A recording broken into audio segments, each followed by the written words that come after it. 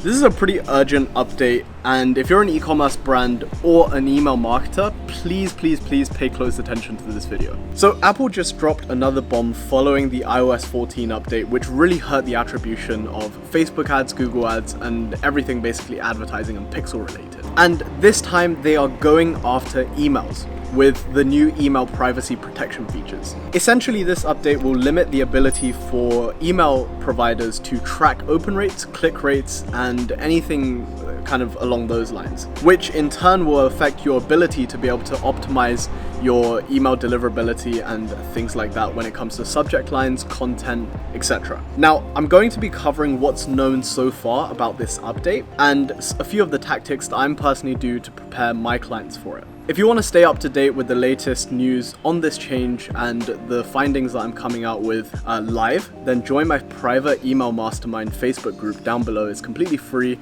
Just make sure you fill out all of the questions. So on June 7th, Apple announced iOS 15, and along came with it an email privacy protection feature, which kind of comes in two parts. First, it's the mail privacy protection section where essentially it will load content remotely in a sandbox environment, therefore masking the IP address of the user. This will prevent the actual location of the user being identified through their physical IP address, but also prevent the sender from tracking the open rate and click rate of their emails. Now, this is a huge problem for some email marketers because they use this as a gauge of success when it comes to their campaign metrics.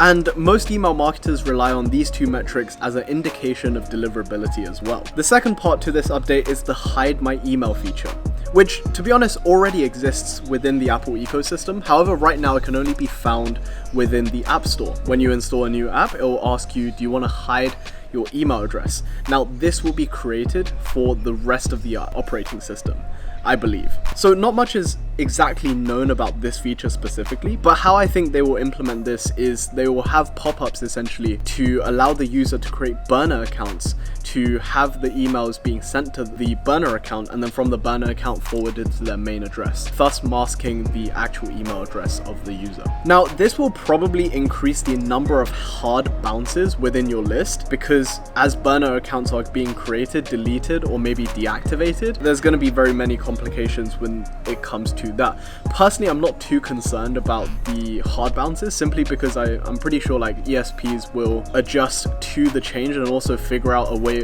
of being able to algorithmically identify which is a burner account, which isn't, and it shouldn't penalize the sender reputation of the emails being sent to the burner accounts as an actual hard bounce. I believe ESPs, for example, like G Suite or something, they will make sure their filters are way more lenient when it comes to spam just to combat this. So in terms of what you need to do to prepare for this update, so as I said earlier, this update is going to probably come around autumn time, I believe, and there'll be a while to go before it's pushed live. So assuming the worst case scenario in the sense that it just wipes out, click rate and open rate tracking completely, then e-commerce brands will need to find a new way of being able to identify highly engaged segments or unengaged segments without utilizing the click and open metrics. You'll also need to find a highly effective way of cleaning your email list on a regular basis without needing to rely on things like open metrics. So for example, the way to clean a current email list would be tagged as unengaged automatically if either they haven't opened or clicked an email within the last 90 days, for example. Whereas in the future going forward, if you don't have that, then you'll need to find other ways to filter this and create those segments yourself. But I'm just shooting some ideas right now. I haven't done extensive enough testing to actually give you guys data-driven kind of like suggestions. But for example, if you want to replace your highly engaged segment, instead of having a 90-day open, 90-day click segment, you can replace it with something along the lines of like subscribe in the last 180 days, active on site in the last 180 days, purchased in the last 360, viewed content in the last 180, add to cart 180, and initiated checkout 180 as well. Something along those lines will help you catch most of the people in your engaged segment currently.